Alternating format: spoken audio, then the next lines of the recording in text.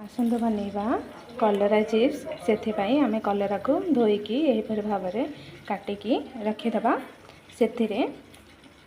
आम नहीं 250 ग्राम कलरा 2 चम्मच बेसन 1 चम्मच कॉर्नफ्लोर हल्दी पाउडर काश्मीर लंका गुंड करी पाउडर एवं स्वाद अनुसार लुण यही सबको आम भल भाव में मसला सहित मैरिनेट करदे हल्का हल्का पानी दे आम भसला करी मैरिनेट करदे जी पानी आवश्यक हम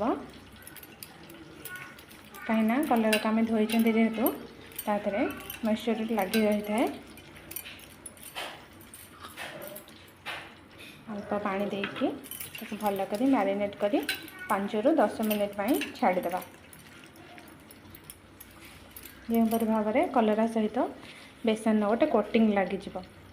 आसतु कलरा चिप्स प्रस्तुत करवा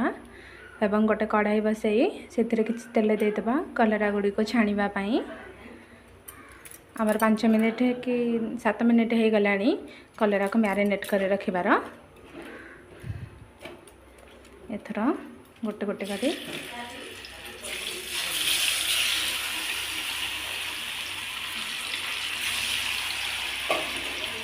कलरा सबको यहीपर भाव में छाणीदे 2 थर हम कलरा को छाणापी